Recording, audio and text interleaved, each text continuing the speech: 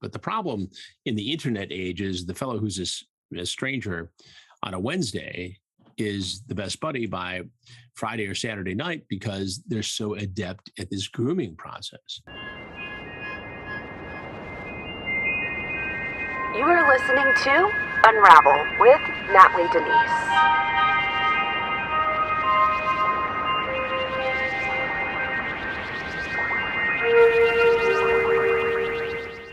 Keeping sunspots lighter and avoiding new ones is a constant struggle. The ugly truth is any time spent under the sun can worsen sunspots despite your best efforts. That's why skincare is so important, but choosing the right skincare serum can be tricky. This is why I highly recommend Bright with Natalie. This ultra-rich serum helps reduce the most visible signs of aging like sunspots, age spots, and dark spots. This product uses powerhouse ingredients to make skin appear brighter and healthier, while also fading the appearance of dark spots in the face and skin. I couldn't be more thrilled with the results I've personally received. I've partnered with the creators of this amazing product to give my audience up to 50% off their own amazing face serum to celebrate the new year. Just go to brightwithnatalie.com or click the link in the description below. All right, muchachos y muchachas. I've got a very special guest today, Mr. Chris Hansen. We're all going to have a seat right here and listen to That's right. Chris That's Hansen. my line, Natalie. That's my line. We're all going to have a seat right there. That's Exactly. right. Exactly. We're going to have I've been through the transcripts. That's right. Exactly. I stole your thunder. I apologize, but it's a pleasure to have you. Thank you so much for coming on and talking. Well, thank you. I appreciate it. Yeah, absolutely. It's a great event coming up. Yeah. Yes. And we're going to speak a little bit about that. I think everybody is enthused that, you're coming on as a speaker and you have a very unique perspective. First off, Chris Hansen, I'm pretty sure people know who you are, but, from To Catch a Predator, what are some other projects that you're working on right now? Well, we have a podcast, Predators I've Caught, which is just surpassed the 1 million download mark. We're very excited about that, where we go back and we look at some of the cases that we've done over the years. We've got a new predator investigation coming up that's going to be on television very soon. In fact, I just finished shooting another episode 2 nights ago. Awesome. Where we caught guys. A couple of television series on Discovery Plus right now. Unseemly, the Peter Nygard investigation, Onision in real life, and a couple new shows that we'll be able to announce over the next couple of weeks. So I'm very excited about that. A couple of new networks involved, and the YouTube channel, Have a Seat with Chris Hansen, where we do crime content and some interesting investigations there. So it's we've got a lot happening. It's all very exciting. Very awesome. It sounds all juicy and intriguing. I want to go. Keeping me busy, I can tell you that. Yeah, we know that. So, Chris, you have observed this throughout the years. Obviously, you're one of the first to ever expose anything like this before the internet really got mobilized as it is now. Can you tell me, what did predation look like before the mobilization of the internet? Well, I think you had, the standard characters, criminals, predators engaging in this activity, whether it was being at the mall or being the bad little league coach or the scoutmaster or anybody in a position of power over children. You had the Larry Nassars of the world, the gymnasts coaches and things like that. But the internet gave a method for these guys to approach children in a way that we had never seen before and disseminate child porn in a way we'd never seen before. So suddenly you've got these guys, and we've been doing the predator investigations for 17 years now, which is shocking to me, who would go in the beginning in chat rooms at AOL and Yahoo, and they'd see a child with a profile that was clearly underage and start the chat, and they'd set up a meeting. And now, and one of the reasons why we did the podcast, Predators I've Caught, was because there are so many social media platforms, interactive games, and so many different ways predators can approach children that the problem is worse than ever. And so it's more important than ever to expose these guys as a deterrence and to create a dialogue and an awareness that is still very important to this day, because that's the best line of defense, is what we do to protect our children. Because demand reductions clearly doesn't work, because,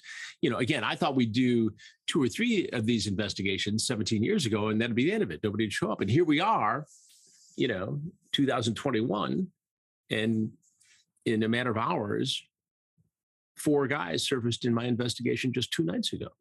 Right. Yeah. Yeah. And, the internet, like you mentioned, it does play a humongous role nowadays. Seeing the headlines, with the trafficking headlines, I monitor those daily.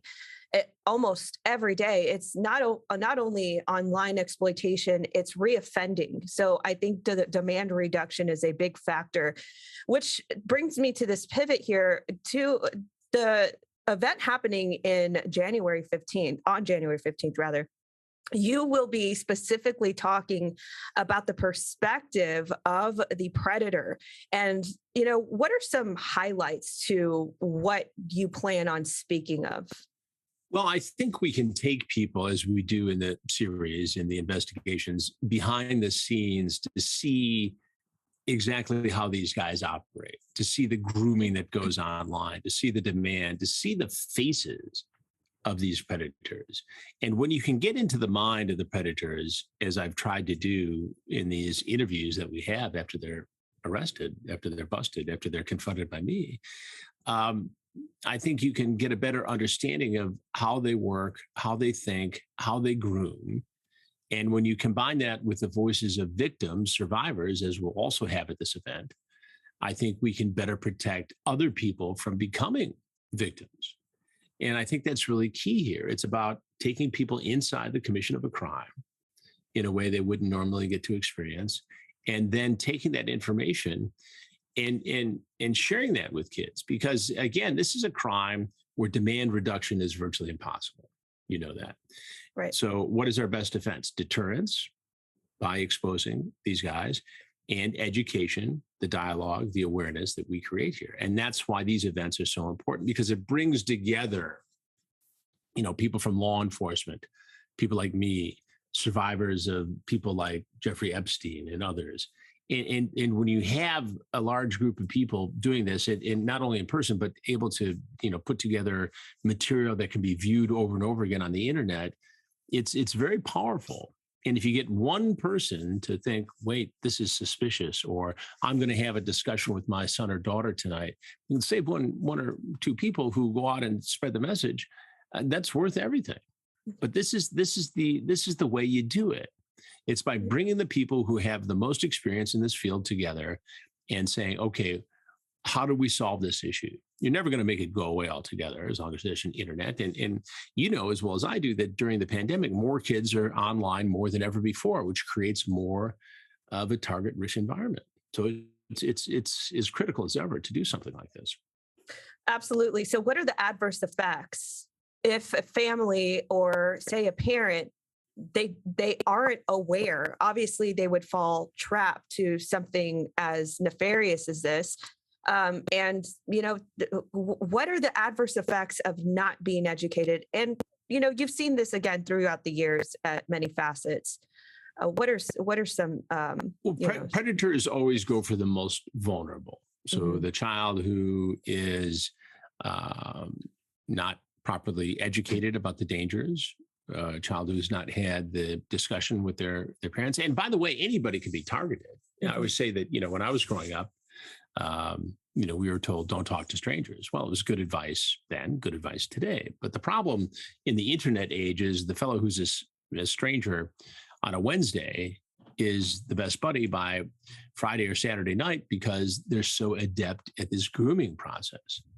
And you see it. It almost comes from a textbook, like there's a website someplace where these guys go to learn how to groom children. And we had a guy the other night who was posing as a teacher.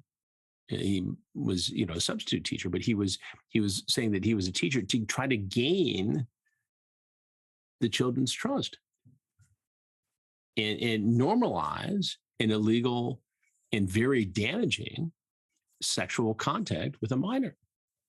And this goes on every day in multiple social media platforms across the world. So, what is the pattern with these predators that you can observe? Is there a common denominator in all this?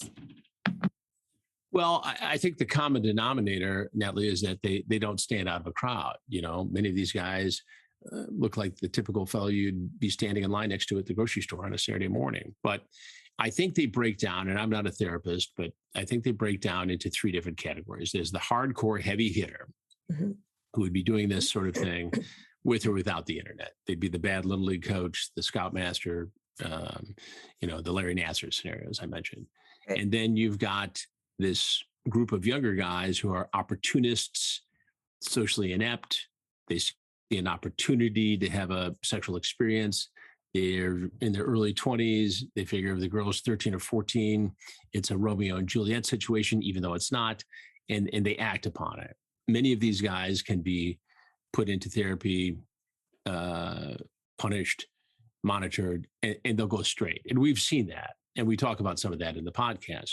But you've got this other category, which is probably the majority of what we see, where you've got a guy who's got a predilection towards underage boys or girls who may not act out on it, but because of the internet has the ability to have access to these children potentially. They say things they wouldn't normally say face to face. So you've got the anonymity, the addictive nature, and the access 24/7. And that is a very addictive, seductive, dangerous combination. And so you see these guys having this chat, and suddenly they need to fulfill this fantasy, and they cross this line over reality, and you see them knocking on our door. And that's where you get the 49-year-old doctor who's working for a company that's on the cutting edge of cancer, or the teacher, or the Homeland Security agent, people from all walks of life, the executive. And we had a guy 2 nights ago who was a computer engineer for a major company, a big job. Right. And here he is sitting across from me at a kitchen counter trying to explain himself and tell me the excuse I've heard over and over again, that he was just there to try to help the girl, to counsel her. Well, that's Right. not what the chat said, Right. Right. And we see these repeat offenders this information is not necessarily as prominent as the headlines that the media wants to push, but the headlines are there every single day. This is happening. There are exploitation cases online. So as far as the demand, you said on the aspect of demand reduction, it's virtually impossible to eliminate the demand. I think that's an ancient art. But is there a way to remediate these predators at all, or is it something that they just here's the overarching issue here? Yeah. Right. So if you spend however much it's cost to go to medical school and then you specialize, where are you going to go? Are you going to be a psychiatrist who's specializing in children? Are you going to be a plastic surgeon on Park Avenue? Are you going to be an ENT, ear, nose, and throat? Or are you going to dedicate yourself to the very difficult life of studying sex offenders in federal prisons? It's not a glamorous part of medicine, and understandably so. But there are far fewer doctors, trained psychiatrists, who are in the prisons doing this very, very difficult, dark, disturbing work. Right. Trying to figure out what these guys have in common and how do we stop this? How do we correct it? Is it something that happened to them in childhood? Is it just something where they're wired that way? What is the breakdown, and what works and what doesn't for each individual? I mean, some guys have to be locked up forever. Some guys can be punished and then brought out with therapy and monitoring. Some guys can be wrapped on the nose with probation, but we don't know which guy that is many of the times, in many cases. So, it's very difficult. It's not like demand reduction in the drug world, where we treat it as a addiction where you get better and Right. people go straight, because some of these guys don't get better. The rabbi we busted outside of Washington, D.C., in 2005, has been in and out of prison 5 times. Yep. And here's a guy who should have access to money and treatment and therapy and his religion and getting better. But that's not what happened. So which guy is it? And that's the tricky part of this thing. So you have to, again, demand reduction, as you mentioned, is not a great option here. It's deterrence, Right. and it's awareness on the part of the potential victim. Got it. So pivoting a little bit more spicier subject. Have you been keeping up with the Ghislaine Maxwell trial at all? I have been watching it. And as we speak, as we record this, I believe the jury is still out for the second full day of deliberations. And I think it's interesting. I think the prosecution presented a very compelling case. Really? I don't think it's going to go on forever, the deliberations. I think we'll know before, the end of business on the 23rd, certainly by the 24th, as juries usually work. Right. But it's not a clear-cut case because there is this plea agreement that was signed back in 2008 or so, where it not only gave some immunity to Jeffrey Epstein after he pleaded guilty to charges and served that year in county jail, but also to his associates. And so it may have been wrong to give that agreement, and they got around it when they charged Epstein, rightfully so. But, what can she argue? Did she procure underage girls for Epstein? Absolutely. Did she groom these girls? Unquestionably. Was she act in a horrifying, illegal way? I think so, based upon the evidence I've seen. What's the jury going to say? We'll find out very soon, I think. Right. And, I've been paying very, very close at the play-by-play, the transcripts of this case or of this trial. Something that concerns me about it, though, is the prosecution side. I don't know. I mean, like you said, there are some other factors like the immunity and, those things that might have been a bump in the road. But the thing that really concerns me is, the prosecution team, for instance, they had 37,000 photos that they could have chosen from. And I feel like the defense brought a good point, not that I'm agreeing at all with the defense. Right. No, I understand. Extrapolating from the defense, they said, hey, you guys had 37,000 photos. Well, you guys chose the ones that were more romantic between Ghislaine and Epstein. I find that concerning that there were 37,000 photos and that's what the prosecution went with. Do you find any concern within? Well, I think these prosecutors have a very specific talent in going after these human trafficking cases. And I know they're handpicked out of the U.S. Attorney's Office in New York.